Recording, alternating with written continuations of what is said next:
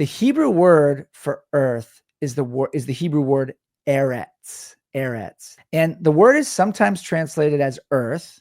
So it sometimes is a reference to a planet, this planet that we live on.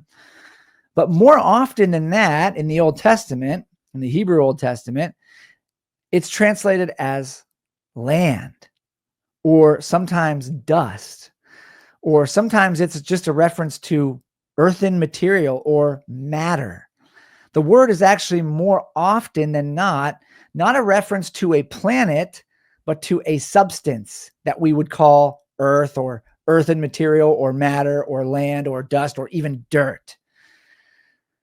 And the word for heaven, it's the Hebrew word shamayim, it's translated heavens most of the time, but what it's often referring to is simply any space that is above the ground, right? It's a reference to open space or the sky. It's often translated as sky in the Old Testament. Sky, heavens, space. The people who wrote the Old Testament didn't really have a grid for outer space. I don't think they really had language for that.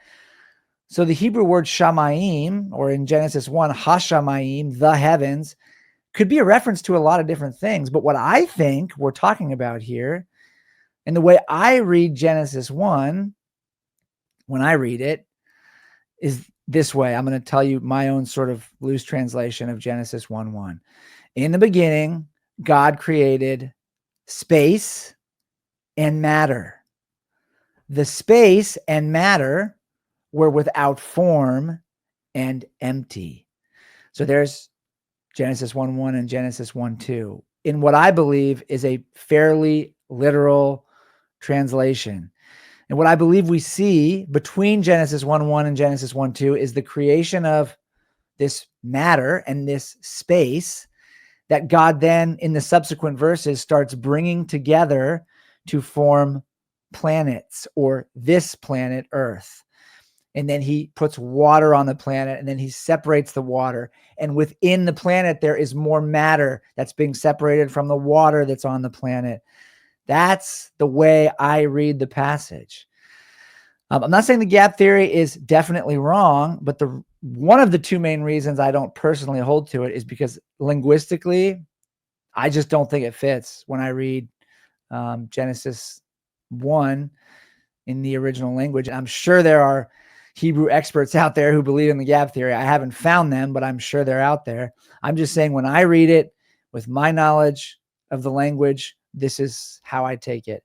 But that's all actually not the biggest problem, I don't believe, with the gap theory. There's actually a bigger problem. So when I think of the gap theory, the biggest problem that I find with it is not the linguistic problems and not the fact that I don't think you can really honestly fit two creations into Genesis 1:1 and Genesis 1:2.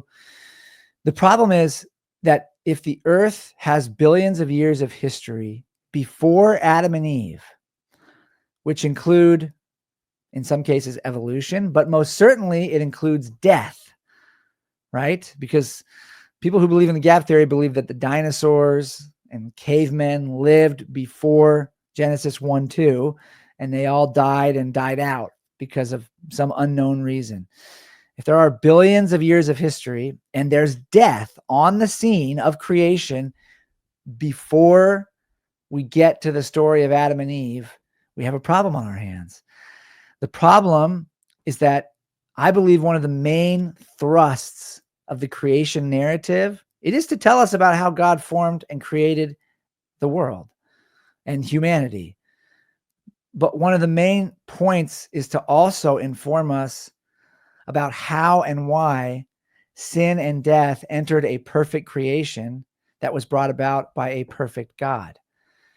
And if what we have in Genesis 1:1 is this whole millions or billions of years of history where things are living and dying before sin entered the world, we're told that death is the result of sin in Genesis 3. In the day you eat thereof, you will surely die. Death was the result of sin, which is disobedience to God.